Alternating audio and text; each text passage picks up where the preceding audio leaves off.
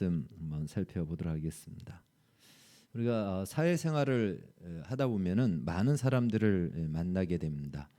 전혀 모르는 사람들을 만나야 될 때가 있죠. 근데 스쳐 지나가는 사람일 경우에는 아무 생각 없이 지나가지만, 예를 들어서 그 사람과 어떤 일을 해야 될 경우에는 어쩔 수 없이 이제 저 사람과 내가 어떤 일을 해야 되고 뭔가를 해야 된다라고 할 때는 그 사람에 대해서 나름 짐작을 하게 됩니다. 그래서 보여지는 첫 인상과 그 모습을 보고 이 사람은 이럴 것이다 라고 하는 나름대로의 그 짐작하는 그런 모습들이 있죠.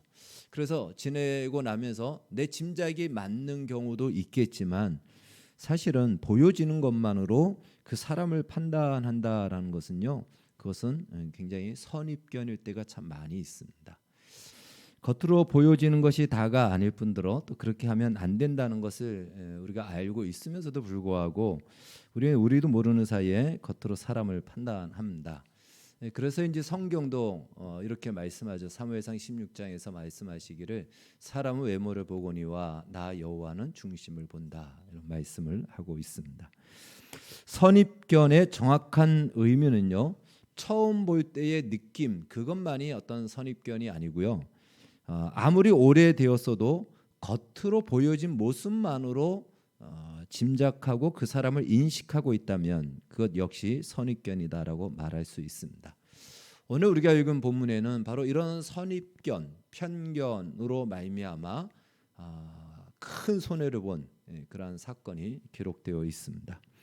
예수님의 주요 활동 무대는 갈릴리 호수를 둘러싼 지역입니다. 갈릴리 호수를 주변으로 해서 디베라, 가버니움, 또 벳세다, 그다음에 우리가 지난주에 살펴봤던 거라사인이 이 호수 주변으로 둘러싸여 있는데, 그 거리가 결코 가깝지는 않습니다. 갈릴리 호수라는 것이 우리가 생각하는 호수와 달리 거의 바다일 정도로 굉장히 먼 거리를 오갑니다. 마가복음 5장에서 우리는 해당장 야이로의 딸을 고쳤던 그 사건을 기억하는데, 그것은 바로 가버나움입니다. 오늘 본문은 6장을 시작하면서 그곳에서 예수님이 자기 고향으로 돌아가셨다라고 하는데, 바로 그 고향은 나사렛을 얘기하는 것이고, 거기까지 거리는 한 40km 정도 떨어진 거리인 것입니다.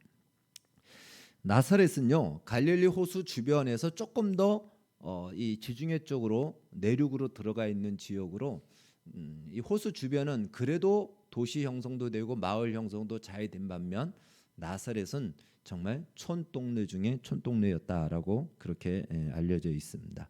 예수님은 그 시골 마을에서 공생애를 시작하시기 전까지 30년을 그곳에서 사셨습니다. 그러니까 완전히 그곳에 토박이가 된 것이죠. 당연히 그 고향 사람들은 예수님은 너무나도 잘 알고 있는 것이죠. 그냥 어릴 때부터 30세 될 때까지 예수님을 지켜봤기 때문에 아주 잘 알고 있습니다. 근데 30세가 되자 예수님이 고향을 떠나시고 어디론가 가시게 됩니다. 소문에 의하면 예수님은 갈릴리 지역 다른 지역을 다니면서 신기한 어떤 기적을 행하시고 말씀을 가르친다라는 소문을 이 고향 사람들이 듣게 됩니다. 그러나 소문만 들을 뿐 직접 그 예수님을, 자기들이 알고 있던 그 예수가 진짜 그랬단 말인가 믿을 수가 없는 상황이었죠. 그런데 어느 날 소문을 듣던 예수님이 나사렛 그 고향에 오셨습니다. 그러고는 이제 안식일이 되었습니다. 유대인들은 안식일이 되면 해당이라는 곳에 모여서 하나님의 말씀 율법을 읽고 배우고 가르칩니다. 그 해당이라는 것은 비슷하게 얘기한다, 똑같지는 않지만 마을 회관이다 이렇게 생각하면 됩니다. 유대인들의 마을 회관이다, 특별히 하나님의 말씀을 가르치는 마을 회관이다라고 볼 수 있습니다. 예수님도 안식일날 이 해당에 들어가서 구약 성경의 두루마리 하나를 꺼내어 읽으십니다. 누가복음에 의하면 이 똑같은 본문이 누가복음에, 마태복음에 기록되는데, 누가복음에 의하면 이사야서 61장을 읽으셨다라고 말씀하고 있습니다. 그리고 그 말씀에 대해서 가르치십니다. 이사야서 61장 1절에서 3절 말씀인데요, 어떤 말씀인가 한번 같이 읽겠습니다. 시작. 주 여호와의 영이 내게 내리셨으니 이는 여호와께서 내게 기름을 부으사 가난한 자에게 아름다운 소식을 전하게 하려 하심이라. 나를 보내사 마음이 상한 자를 고치며 포로된 자에게 자유를, 갇힌 자에게 노임을 선포하며 여호와의 은혜해와 우리 하나님의 보복의 날을 선포하여 모든 슬픈 자를 위로하되 무릇 시온에서 슬퍼하는 자에게 화관을 주어 그 죄를 대신하며 기쁨의 기름으로 그 슬픔을 대신하며 찬송의 옷으로 그 근심을 대신하시고 그들이 의의 나무 곧 여호와께서 심으신 그 영광을 나타낼 자라 일컬음을 받게 하려 하심이라. 이 말씀을 읽으셨습니다. 이 말씀은요, 구약 이사야 시대에 이사야를 통해서 하나님이 앞으로 메시아를 보내줄 건데 이 메시아가 오면 이러한 일이 일어날 것이다, 이러한 구원의 역사가 일어날 것이다 라고 아주 정확하게 예언한 말씀입니다. 예수님이 이 말씀을 읽으시고 이 말씀에 대해서 이야기를 하시고 난 뒤에 예수님이 이런 말씀을 하시는 거예요. 바로 이 말씀대로 여기서 말한 메시아가 바로 나다라고 이런 말씀합니다. 원래 예수님이 성경에 보니까 나다라고 보다도 이 말씀이 오늘날 너희 귀에 응하였다라는 표현으로 하고 있지만 그것은 같은 의미를 가지고 있습니다. 근데 예수님의 이 말씀을 가르치는 것을 볼 때에 그곳에 있던 사람들이 소문으로 듣던 예수님의 말씀 대단하다라는 것이 그들도 느꼈던 겁니다. 예수님의 가르치는 말씀은 바리새인들과 달리 뭔가가 압도당하는 권위가 있는 가르침이었어요. 우리도 누군가에게 배움을 받을 때 압도당하는 그런 배움이 있지 않습니까? 뭔가 빨려 들어가는 것 같고 그 말씀이 집중돼서 우리 가슴에 와닿는 그런 집중된 능력의 힘 있는 말씀으로 가르치는 것 같았다라고 이 고향 사람들도 똑같이 느끼는 겁니다. 그리고 오늘 마가복음에 보면은 예수님께서 그 권능을 행하셨다, 그 손으로 권능을 행한 것을 보고 그들이 놀랐다라고 얘기합니다. 그러니까 그곳에서도 대단한 건 아니지만 어떤 기적을 행하신 거예요. 그러니까 그들이 느끼기에는 소문에 들리던 대로 바로 예수님이 진짜 그렇구나라는 걸 그들의 눈으로 목격하고 확인하고 인정할 수밖에 없는 현실이 그 앞에 펼쳐졌다라는 것입니다. 그러니 그들이 깜짝 놀랄 수밖에 없어요. 아니, 저 예수는 불과 몇 개월 전까지만 해도 이 나사렛에서 우리와 함께 살던 사람이 아니냐. 저 예수의 형제 누이들이 지금 우리와 같이 지금 있지 않느냐. 저 예수는 목수의 아들 요셉의 아들 예수가 아니냐. 그런 예수가 갑자기 몇 개월 사이에 어디 갔다 오디만 이러한 놀라운 변화를 보이니까 그 충격은 만만치 않은 것입니다. 이들이 가지고 있던 선입견은 무엇이죠? 예수님은 그냥 효심 있는 청년이었고 또 마리아의 아들이었고 정말 성실했던, 그들의 기억 속에는 아마 그런 인상이 남았을 것입니다. 그들은 아마 평상시에 예수님하고 많은 이야기를 했겠죠. 그냥 이렇게 쉽게 얘기했을 겁니다. 예수 잘 잤나? 뭐 이런 얘기를 했을 것이고요. 오늘은 우리 모내기 하는데 좀 와서 좀 도와줄래? 또는 자네 모친의 건강은 좀 어떤가? 아마 마을에 있는 어른들은 그렇게 예수님하고 이야기를 하였을 것입니다. 예수님의 일상의 모습이었던 것이죠. 그런데 지금 저 앞에 서 있는 예수님은 다른 거예요.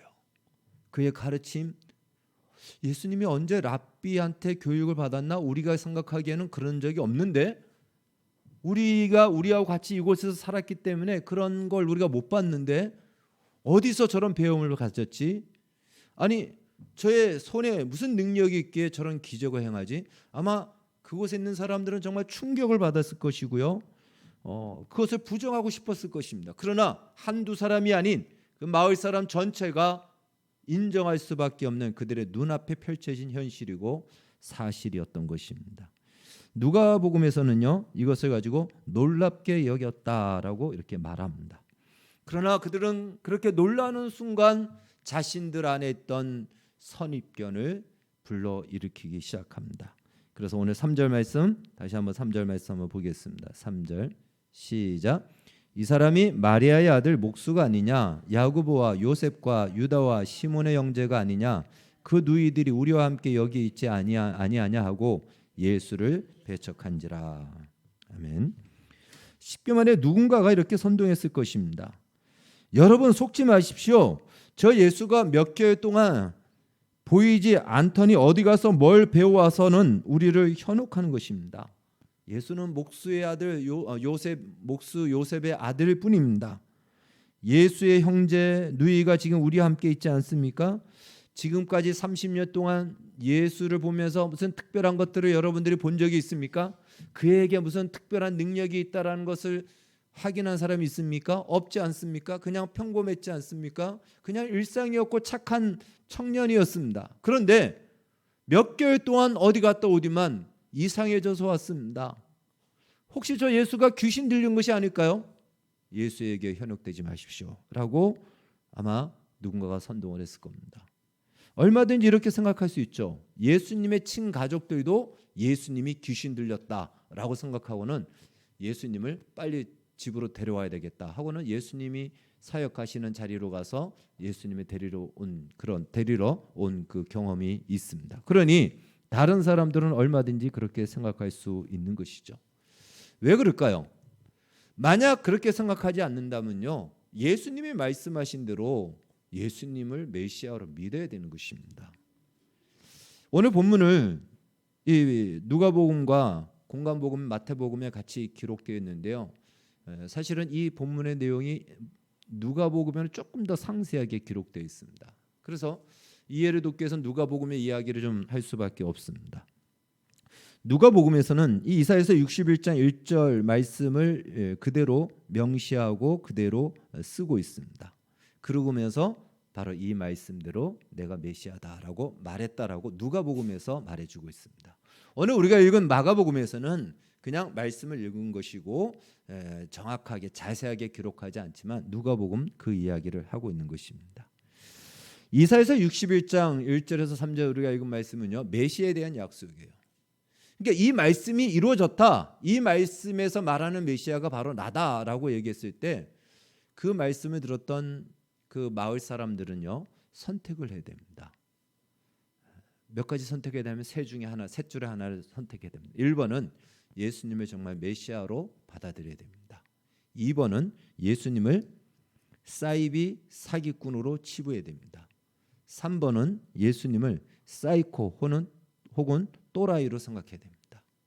1, 2, 3번 중에 하나를 선택해야 되는 거예요. 그렇지 않습니까? 이것은 오늘날도 마찬가지예요. 예수님이 분명히 내가 구원자, 나를 통해서만 구원이 있다라고 얘기했는데 그 예수님의 말씀에 대해서 어떤 누구라도 정리를 해야 돼요. 그걸 무시할 수 없는 것입니다. 진짜로 믿든지 아니면 사이비로 치부하든지 아니면 사이코로 생각하든지 이 셋 중에 하나를 선택해야 됩니다. 근데 이 마을 사람들은요, 2번, 3번 사이비 사기꾼이나 사이코나 또라이로 이렇게 몰아가지 않는 한은 1번을 선택해야 되는 거예요. 예수님을 정말 메시아로 받아들여야 되는데 그들이 가진 선입견이 도저히 예수님을 메시아로 받아들이지 못하게 방해하는 것입니다. 그러한 그 선입견이 여전히 작동하고 있는 그들을 아신 듯 예수님은 계속해서 그들 안에 있는 잘못된 선입견을 이야기하고 뿐만 아니라 편견으로 굳어진 그들의 불신앙에 대해서 정곡을 찌르듯 이야기를 하십니다. 누가복음에서는 예수님이 자세하게 그 이야기를 하시는데 어떤 이야기를 하시냐면 예수님이 뜬금없이 엘리야의 이야기를 하십니다. 그리고 엘리사의 이야기를 하시는 거예요. 누가복음 4장 28절 29절에 기록되어 있는데 이 이야기를 듣고 비로소 그 이야기를 듣던 바로 나사렛 유대인들이 폭발해 버립니다. 그냥 들고 일어나서 예수님을 죽이려고 달려듭니다. 여러분 아무리 그래도 마을 사람이었잖아요. 고향 사람이었고 너무나도 잘 알고 있었고 30년 동안 지켜봤고 30년 동안 예수님이 특별하게 막 드러내지는 않았지만 기본적으로 성실했거든요. 기본적으로 효심이 있었고 마을 사람들이 그거는 다 인정했고 칭찬을 했습니다.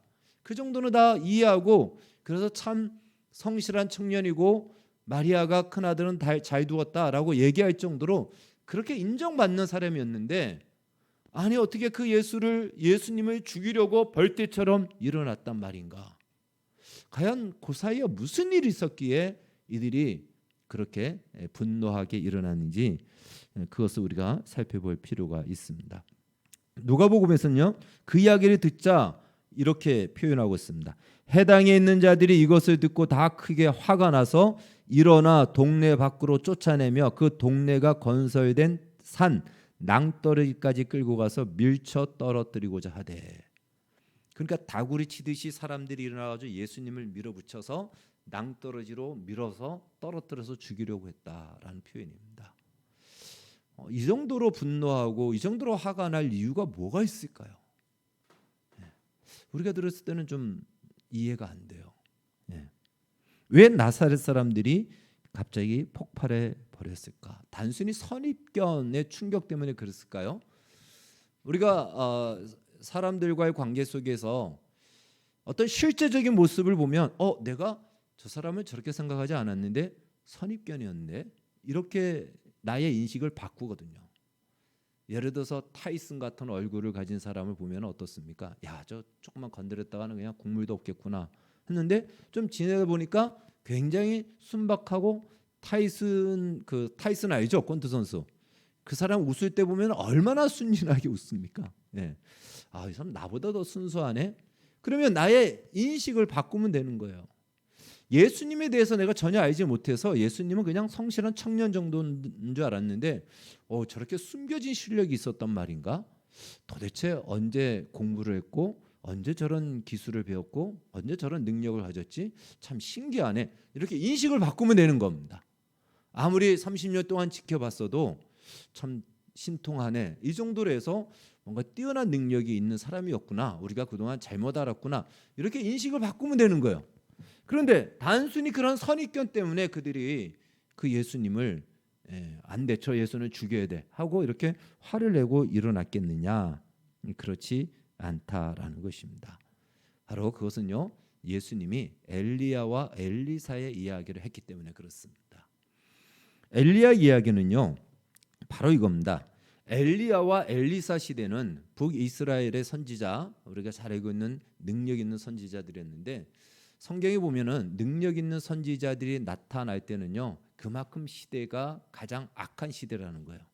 그래서 그냥 그런 강력한 능력에 보이지 않으면은 백성들의 마음이 돌이키지 않으니까 하나님이 강력한 능력을 가진 선지자를 보냅니다.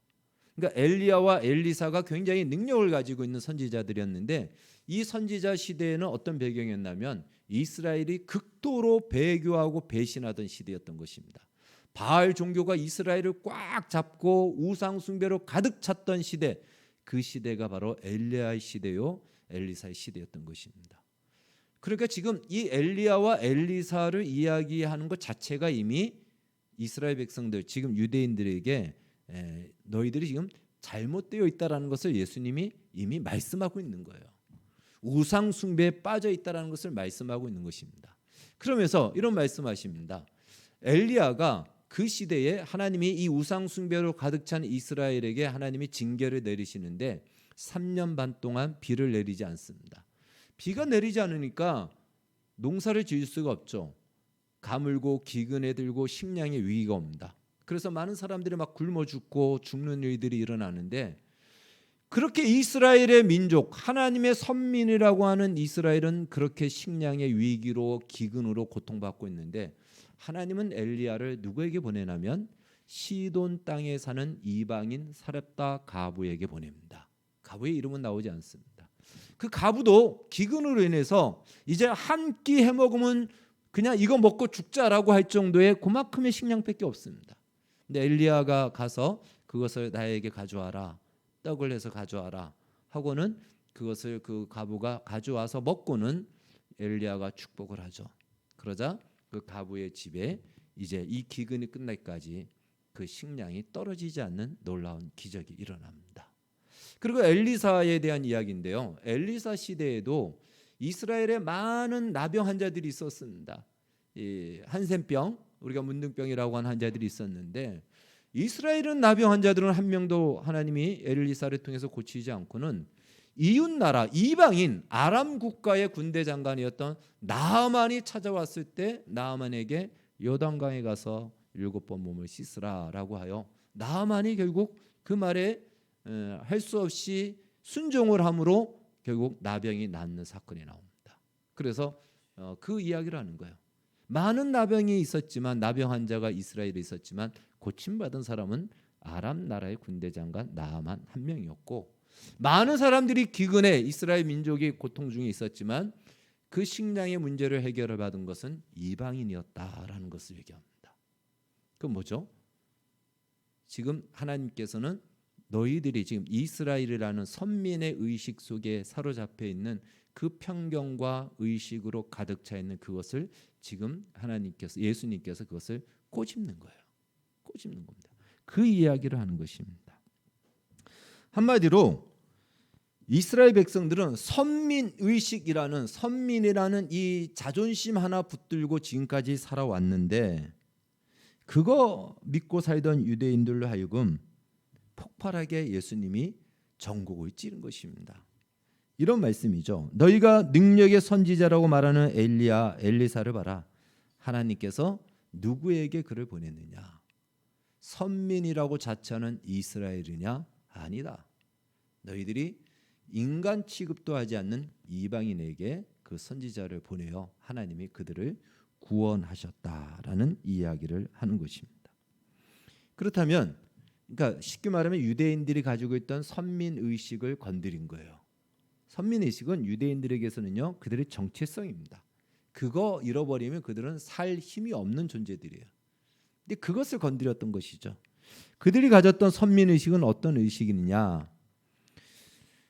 이들이 가졌던 선민 의식은, 선민 사상은요, 우생학에 근거한 선민 의식이다. 제가 이렇게 좀 평가를 내립니다.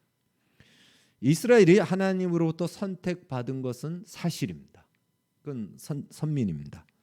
그러나 그 선택은 이미 성경에 기록한 것처럼 이스라엘이 다른 민족보다 뛰어나던가 어떤 조건과 자격을 갖추어서 선택을 받은 것이 아니고, 하나님이 그들의 조상 아브라함과 맺은 언약에 신실하여, 한마디로 이스라엘 지금 그들은 아무런 조건과 자격도 되지 않지만 하나님이 그 언약을 안 지켜도 되는데 하나님의 신실함으로 그 언약을 지키고자 그들을 선택하신 겁니다. 그러니까 이스라엘 입장에서는 그냥 하나님의 은혜로 그들은 선택을 받은 것이에요. 우생학이라는 것은요, 태어날 때부터 태생이 달랐다라는 거예요. 우리나라에, 우리 옛날에 삼국시대, 신라시대에 성골, 진골이 있었잖아요. 태어날 때부터 성골이에요. 이스라엘이 가지고 있던 선민의식은 성골이라는 거예요. 그렇기 때문에 자기들은 선민이기 때문에, 태어날 때부터 선민이기 때문에 구원은 떼어놓은 당상과도 같은 것이다. 당연히 우리가 구원받지 않으면 누가 구원받는단 말인가? 그리고 저 이방인들은 구원 밖에 있는 존재들이고 우리만이 구원받는 하나님의 백성이다라는 이런 의식이 이들이 가졌던 선민 의식이라는 것입니다. 그러나 사실 이들이 그런 마음을 가져서는 안 되는 것이죠. 선민이지만 하나님의 은혜로 구원받았다. 자격 없고 조건도 되지 않는데 하나님이 우리를 선택하셨듯이, 자격 없고 조건 없는 저 이방인도 하나님이 은혜로 선택하면 그들도 구원받는다. 이것이 진정한 선민의식이에요. 이 의식을 가져야 되는데 이들은 우생학에 근거하여 자기들은 태어날 때부터 이미 우월적인 존재로 태어났고 구원받은 존재로 태어났고, 그렇지 않은 사람들은 개돼지로 태어났다. 이런 생각이 그들이 가지고 있는 선민의식인 것입니다. 이것이 잘못된 선민 사상이었던 것이죠. 이렇게 잘못된 선민의식은요, 메시아에 대해서도 왜곡된 시각을 가지게 하고 편견에 붙들린 신앙관을 가지게 하였던 것입니다. 그러니까 시작이 단추가 잘못 끼니까 그 뒤로 있는 모든 것들이 잘못 끼어진 거예요. 이들은 여전히 종교적인 의식에 열심이었습니다. 이들은 여전히 안식일을 지켰고 안식일이 되면 해당이 와서 말씀을 공부하고 저 예루살렘 성전에서는 제사를 드려졌습니다. 그러니까 여전히 신앙과 여전히 종교의식은 변함이 없지만 단추를 잘못 낀 거예요. 잘못된 선민의식을 시작으로 메시아관도 바뀌고 신앙관도 편견에 결국은 붙들린 신앙을 가지게 된다는 것이죠.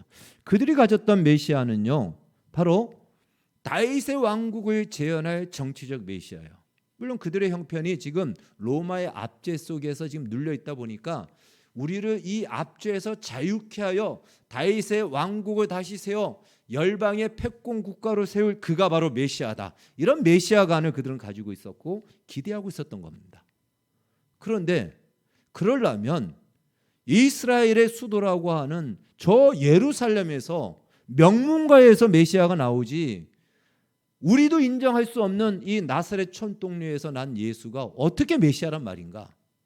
그들이 가지고 있는 이 왜곡된 선민 사상과 왜곡된 메시아관이 그 앞에 있는 살아계신 하나님인 예수님을 배척하고 거부하게 만들었다라는 것입니다. 그러한 그들의 신앙과는 자신들이 선민이라는 증거 역시 현실적인 조건으로 반드시 나타날 것이며 그렇게 나타나야 한다라는 생각을 가지고 있었습니다.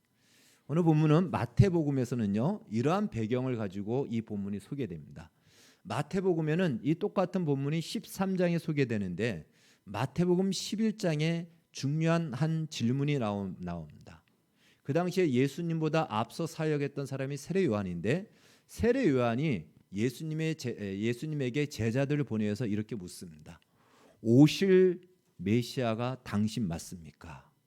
이렇게 물어봐요. 왜 그러냐면 세례 요한은요, 예수님에게 세례를 주었던 사람이에요. 그러니까 메시아라는 걸 알고 있었습니다.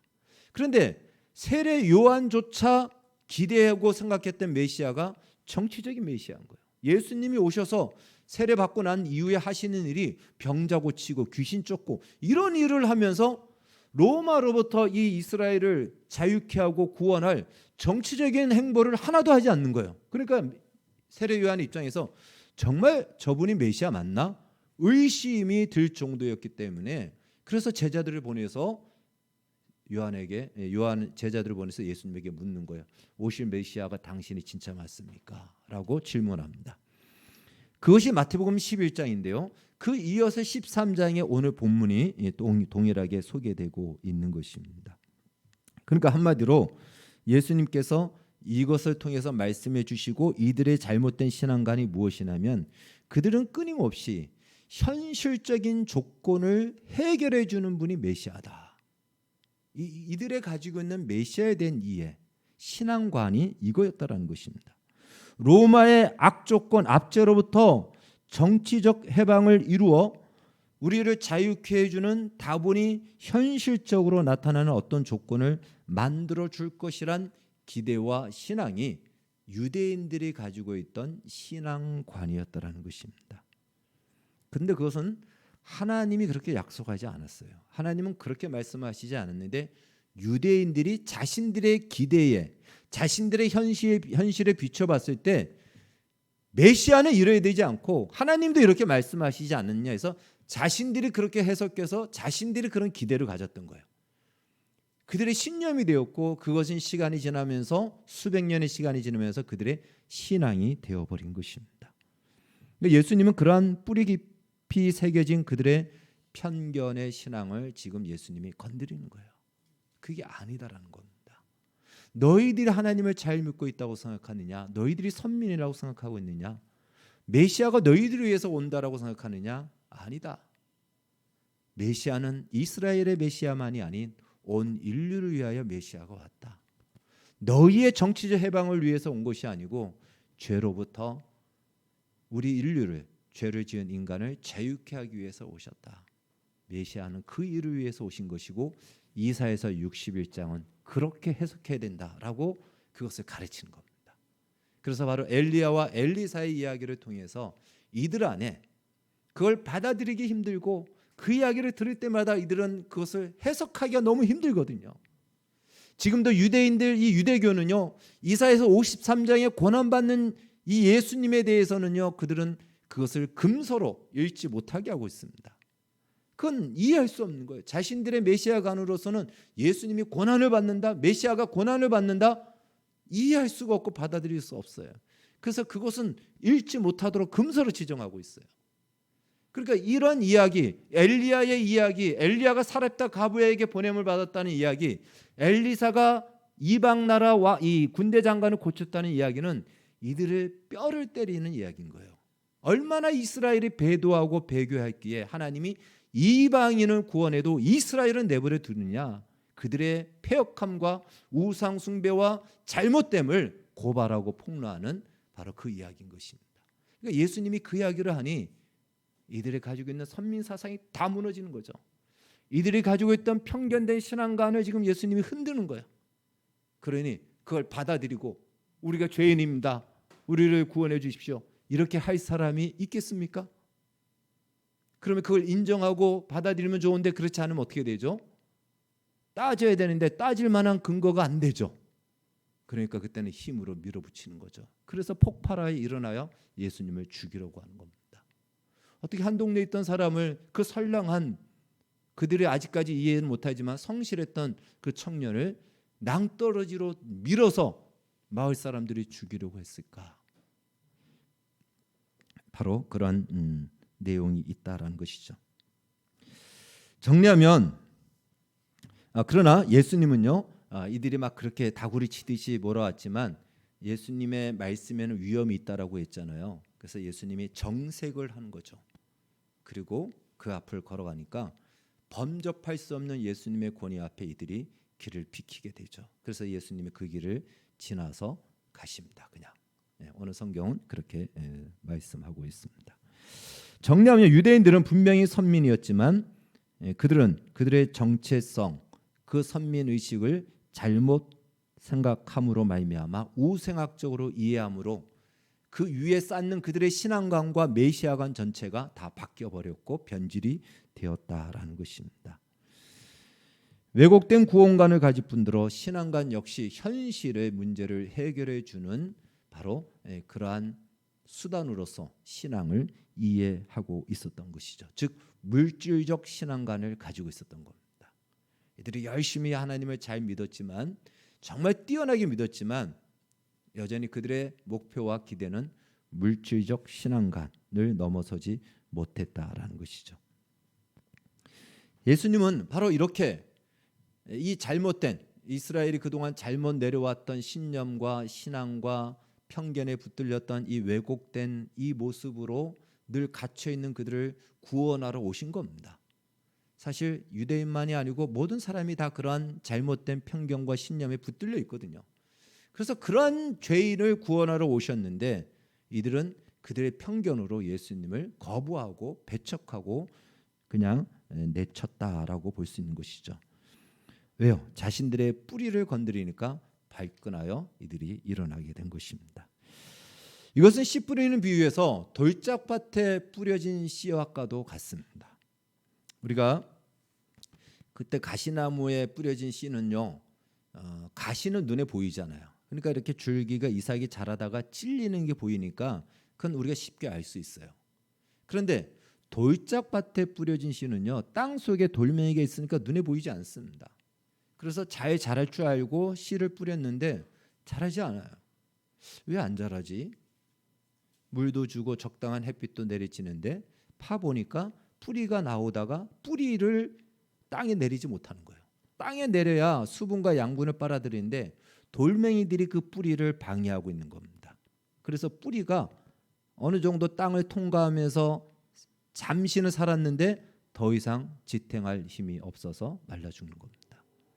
바로 눈에 보이지 않지만, 겉으로는 보이지 않지만 그 안에 숨겨져 있는 바로 편견과 인간의 잘못된 선입견과 자기만이 가지고 있는 신념들, 이런 것들이 예수 그리스도의 복음의 씨를 내리지 못하게 하는 이 모습, 이것이 바로 우리가 생각할 수 없었던 의외로 강력한 장애물로 우리의 신앙의 성장과 신앙의 진보를 막고 있다라는 것입니다. 이건 유대인들의 문제만은 아니죠. 우리도 비슷합니다.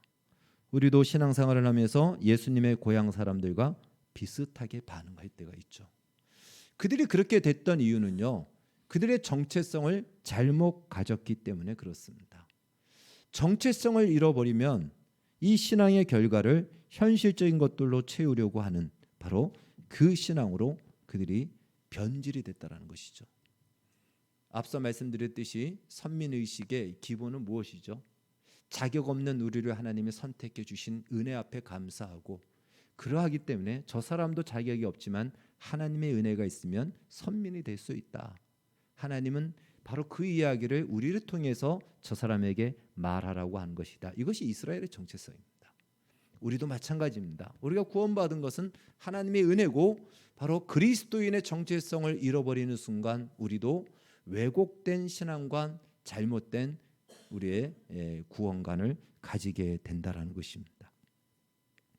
그리스도인의 정체성, 현실의 신앙을 우리의 현실의 조건을 채우는 수단으로 생각하고 있다면 우리는 다시 한번 우리의 신앙을 점검해야 됩니다. 우리의 정체성을 다시 한번 돌아봐야 됩니다. 그리스도인이 되었다는 것 자체가 하나님의 놀라운 은혜입니다. 이미 그 자체가 하나님이 주실 것을 다 주셨다라는 것이에요. 그런데 우리는 물질적인 것들로 그것을 확인하고 싶어 하기 때문에 물질적인 조건이 채워지지 않으면 여전히 우리는 그 안에서 뭔가 하나님이 나에 대해서 아직 채워주지 않고 내 기도를 들어주지 않고 나의 형편을 돌아보지 않는다라는 의심과 원망의 마음을 가지게 되는 거예요. 세례 요한이 예수님에게 제자들을 보내서 오실 메시아가 당신이 맞습니까? 라고 묻는 거예요. 오셨는데 불구하고 그리스도인으로 하나님의 자녀와 백성 삼았는데도 불구하고 여전히 내가 원하는 기대와 현실의 조건이 맞지 않는다는 이유로 우리는 과연 하나님은 살아계시는가? 하나님은 지금도 나와 함께하는가? 늘 의심과 원망과 그것으로 우리의 인생, 신앙 전체를 다 버리게 되는 어정쩡한 신앙생활을 하게 된다라는 것입니다. 근데 그렇게 만드는 이유가 무엇이라고요? 바로 우리 안에 보이지 않지만 숨겨져 있는 돌멩이들, 왜곡된 구원관, 편견된 신앙관이 그렇게 만든다라는 것입니다. 그건요, 겉으로 드러나지 않기 때문에 잘 보이지 않아요. 그러나 내 안에 견고하게 뿌리 박혀 있는 돌들이 있다라는 것이죠. 그것이 복음의 씨가 뿌리를 내리지 못하도록 막고 있는지 돌아봐야 됩니다. 예수님을 믿기 전에는 우리는 세상적 기준을 가지고 살아갑니다. 그래서 세상적 기준을 가지고 인생은 무엇이다라고 나름대로의 인생관을 정리하고요. 세상적 기준을 가지고 그냥 내가 생각하는 교회, 내가 생각하는 기독교, 내가 생각하는 예수, 내가 생각하는 하나님은 이래야 된다라는 세상적 기준을 가지고 살아갑니다. 그리고 내가 생각하는 인생의 성공은 이것이야 라고 하는 것도 여전히 세상적 기준을 가지고 살아갑니다. 그런데 예수를 믿고 나면 이게 다 바뀌어야 돼요. 다 바뀌어야 되는데 여전히 이러한 편견된 생각을 가지고 돌멩이로 내 안에 심어놓고 예수를 믿으니 신앙의 진보가 없는 겁니다. 성장이 없는 거예요. 여러분, 인생에 대해서 정확하게 말해주는 것이 어디가 있죠? 성경입니다. 성공한 인생이 무엇이라고 말해주는 것은 성경입니다. 예수가 누구인지 성경만큼 정확하게 얘기해 주는 것이 없고, 교회가 무엇인지 하나님이 누구인지 성경만큼 정확하게 이야기해 주는 것이 없습니다. 세상에서 바라봤던 것 다 편견입니다. 그렇다면 우리는 예수를 믿고 난 뒤에 성경 말씀을 통해서 우리의 인생관을 바꿔야 돼요. 우리의 인생의 성공관을 바꿔야 됩니다. 세상에서 화려하게 인정받는 것이 아니고 하나님의 영광을 위해서 사는 것이 성공한 인생이구나, 승리한 인생이구나 바꿔야 됩니다. 여전히 그런데 우리는 세상적 기준을 가지고 세상에 인정받고 세상의 가치를 따라서 살아가기 때문에 우리의 신앙은 뿌리를 내리지 못하는 거죠. 이러한 생각을 가지고 있으면 신앙생활을 하다가 시험에 들 수밖에 없는 거죠. 교회에 대해서도 예수님에 대해서도 하나님에 대해서도 늘 의심과 불만과 원망을 가지고 살아갈 수밖에 없습니다. 내 현실이 열악하고 어려우면 어려울수록 더더욱 그런 마음이 들고 그런 시험에 빠지게 되는 거죠. 혹 그렇지 않을지라도 내 현실의 어떤 삶의 조건이 좀 갖추어져서 그런 고민은 하지 않는다 할지라도 예수 그리스도 안에서 우리에게 주신 하나님이 주신 평강과 관용과 기쁨을 내가 누리고 있는가? 그래서 기꺼함으로 내가 이전에는 하지 못했던 섬김의 자리를 기쁨으로 감당하는가? 이러한 모습이 우리 안에 없다면 우리는 그리스도인의 정체성을 지금 망각하고 살아가는 것입니다.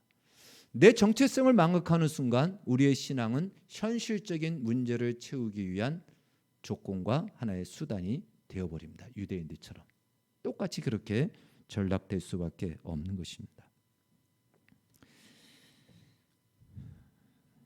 자기 입맛에 맞는 예수님만 받아들이고 입맛에 맞지 않으면 예수를 배척해버리는 이러한 편파적이고 선별적인 신앙생활을 할 수밖에 없다라는 것이죠.